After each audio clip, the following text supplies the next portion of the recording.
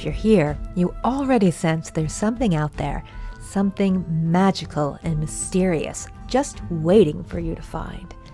And you've probably already discovered it isn't as easy as just thinking happy thoughts. You're not alone. Generations of shamans, philosophers, seers, and scientists have pursued this eternal quest. Where their ideas come together, you'll find powerful tools to cultivate magic and self-mastery in your own life. Welcome to the Magic and Mastery Podcast. I'm your host, Donna Woodwell. I'm a former journalist and author, a master astrologer, and a hermetic initiate, and it's my honor to be your guide. In each episode, I'll meet you at the crossroads of science and spirit, reason and intuition, to help you discover the wisdom that works for you. Are you ready?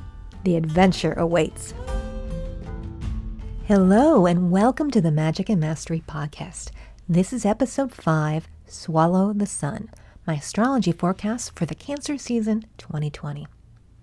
Now, as they say, times are a-changin', and there's so much anxiety in the world right now, and so much fear of the unknown. I know folks are looking for some kind of meaning in it all. And though my astrology forecast has been behind the paywall for a while, I'm going to go back to sharing it with the world as we make our way through these historic times. If it can help you find a little peace and understanding in this crazy time, it's totally worth it. As always, to make it easier to refer back to the bits you're looking for in this episode, we've added headings and timestamps to the show notes. I've also uploaded the episode transcript to Medium, so there's a link for that too.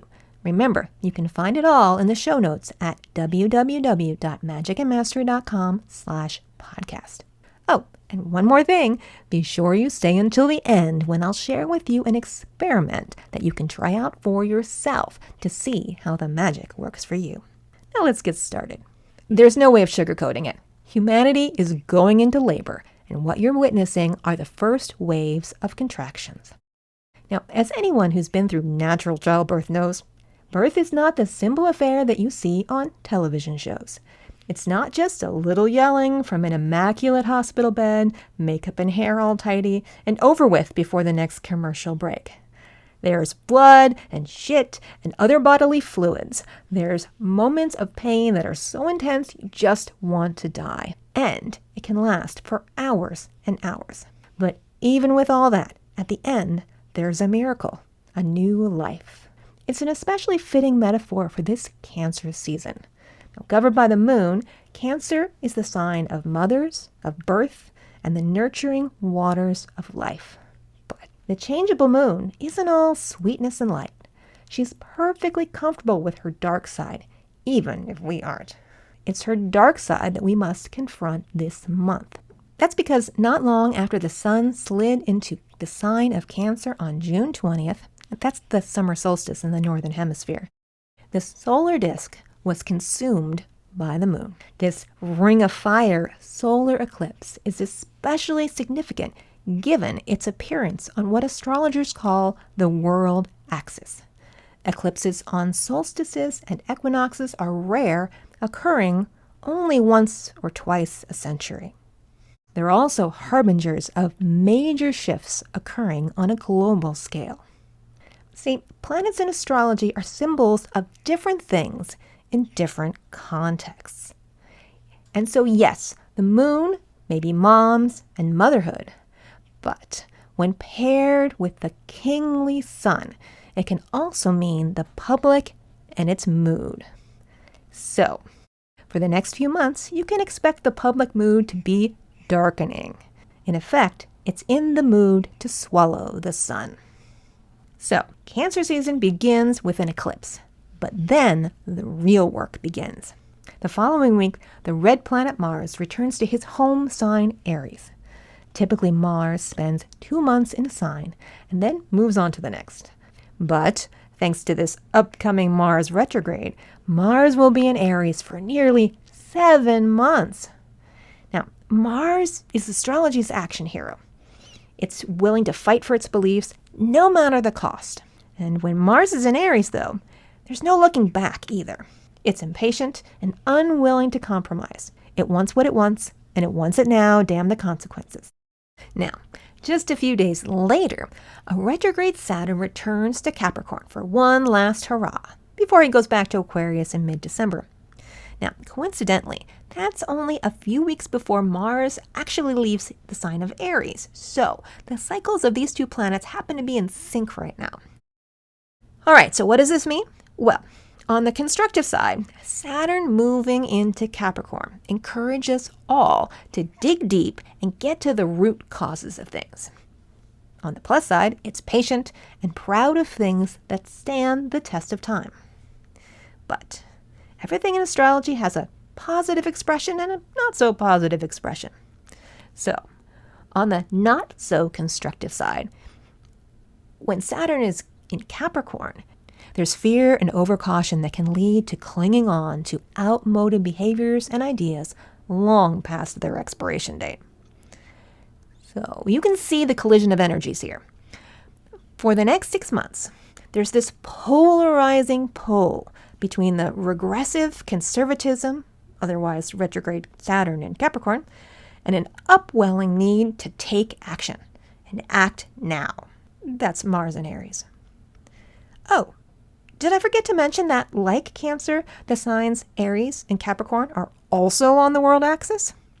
You know, as they say, better buckle your safety belts. It's gonna be a bumpy ride. Astrological transits, however, aren't destiny. Even if the conditions are right, fires don't burn without fuel to feed them. There just must be something to consume. In this case, Mars and Saturn's movements aren't occurring in a vacuum. They're happening in the midst of a longer-term dialogue about truth and shame and power that's going on between two other planets. For its part, Jupiter sails through the world humming, "Always look on the bright side of life." You know the drill. Jupiter seeks the truth and a deeper union beyond boundaries. But that sometimes means that it fails to see that its own truth is not the same as the truth. Now that's especially true when Jupiter manifests through a weakened sense of self, which it's more likely to succumb to as it's moving through the sign of its fall, which happens to be Capricorn. And this matters because all year, Jupiter, warts and all, has been dancing with Pluto, Lord of the underworld. And they meet for the second time on June 30th. Though Pluto may have a heart of gold, to discover it, you've got to dig through all the shame and pain and guilt that's buried on top of it, all the stuff that we don't want to look at. In other words, all the things that we have shoved into our own shadows. Now, working with your shadow is tough enough when you're an individual. It takes time and patience and radical self-honesty to allow the cast-off bits of self to come back to the light of consciousness. As anyone who's journaled or worked with their dreams or gone to therapy knows, there's no way out but through. Healing takes time. But because all of this is happening on the world axis, we're also in a moment when long-standing, collective shame and trauma are crying out to be seen and purged. So, what tools are there for healing a collective shadow? Now, we need to translate the kind of work we would do as individuals into a social context. That could be things like places where diverse people can come together and share their stories. We need those places in our schools and our churches and our media and our civic spaces.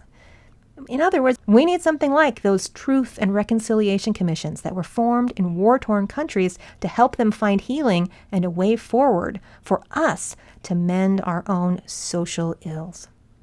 Now, this is a moment in history like few others. Together, Jupiter and Pluto signify the deep wellspring fueling Saturn's fears and Mars's rage. So this is not a trendy idea which will pass when some new shiny object appears. Something new is about to be born.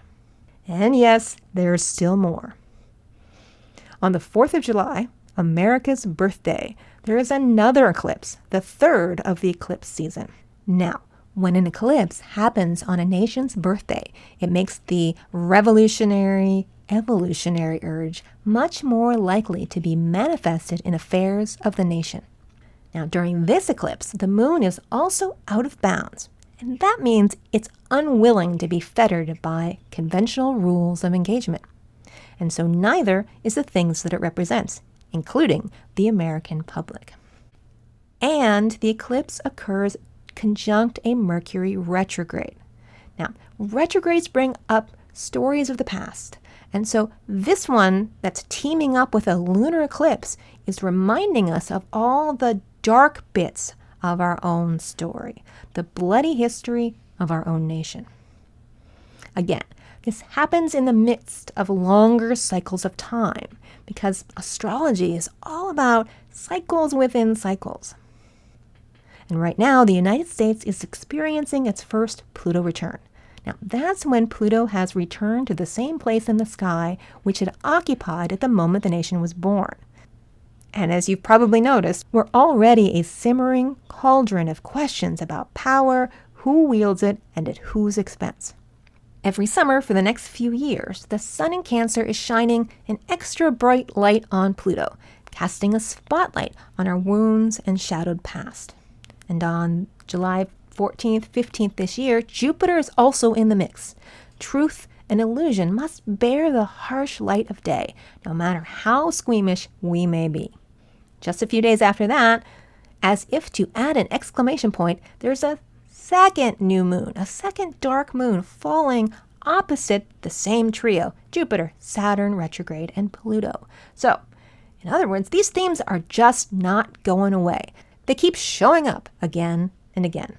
Now, that's astrology speak for high probability that we'll see something manifest in concrete ways in our three-dimensional world that fulfills this symbolic reality. So, what's next? Well, if there ever was a recipe for a mass uprising against injustice, it's symbolized in this month's cosmic weather. And though these are global trends, the consequences are especially palpable for the United States, since they involve the U.S.'s own birth chart, so to speak. As I said in the beginning, birth is messy, and it takes time. Birthing new ideas is no different. The current round of birth pangs is likely to intensify through the next 6 months, and even then, not come to full fruition until 2024, 2025. Now, it's difficult to say what that means in specifics because, individual choices and actions can always sway the specific forms that things manifest in our world. But the stage is set and the outline is written, and our shadowy bits are coming to light one way or another. However, you still get to choose which part you want to play. And as you consider that, let's get started with this week's experiment. As I mentioned earlier, it's a potent moment in time for doing shadow work. But what exactly does that mean in practice? Now, shadow work is tricky because you need to find a way to make yourself aware of what you don't want to look at. I know, that's circular, right? I mean, how can you want to be aware of something that you don't want to be aware of? That's like playing tug of war with yourself. And well, that's because it is. And it's also why shadow work is so hard. You've got to confront the fracture lines within yourself that keep you from responding to life as a whole and integrated being. Fortunately, humans are resourceful, and we have developed tools to help us find healing. Anything that makes space for images and sensations to arrive from deep within can be a tool for working with shadows, from examining our dreams, to journaling, to therapy, and more. For this episode's experiment, let's keep it simple with a little bit of thought work, as if thought work is ever really simple. Okay, now, set aside some quiet time for this exercise. 15 to 30 minutes should be enough to get started. Find a blank sheet of paper or a blank computer document. At the top, write, "I am afraid of," ... and then fill in the details for yourself. Most of us are afraid of lots of things, but just pick one to start with. Next, write, "I'm afraid of this because," and then, of course, continue with your own reasoning of the fear that you listed at the top. And now comes the trickier part. Reread your fear and your explanation of it and ask yourself, is this true? Could there be another reason for this interpretation? This question is even more challenging because it makes you question how your shadow may be affecting your earlier answers. And brainstorming other possible interpretations can help you see outside of your own habitual reality bubble, so to speak. And finally, the last question. Are you ready to release this fear? Why or why not? I know it might seem strange to want to hang on to your fear, but just by posing this question to yourself, you're actually one step closer to releasing the fear, even if you decide you want to hang on to it for the moment. Because at least the hanging on is now a conscious choice. And shadow, by definition, is not entirely conscious. And that's it. This is one of those exercises you have to do to fully understand. Do it more than once. And of course, because I believe in making things as easy as possible for doing the work, I've made a handy little worksheet that you can download and use to answer these questions for yourself. You can find it on the show notes page for this episode at www.magicandmastery.com/podcast. If you want to go even deeper with your explorations of the planetary energy, take a look at other oracles, talk more about shadow work, or ask me any questions, you can always find me in my magical community, the Magic and Mastery Coven. You can read more about it at www.magicandmastery.com/coven. And don't forget those show notes I just mentioned a moment ago at www.magicandmastery.com/podcast also include episode timestamps as well as a link to the episode transcript that I've posted over on Medium. Thanks for tuning into this episode of Magic and Mastery with me, your host and guide, Donna Woodwell. As I've said before, I love getting feedback. It helps me to know what makes you jazzed so I can provide more of the good stuff. It would mean so much to me if you just take a moment to rate and review the podcast. And if you like it, why don't you share it with a friend?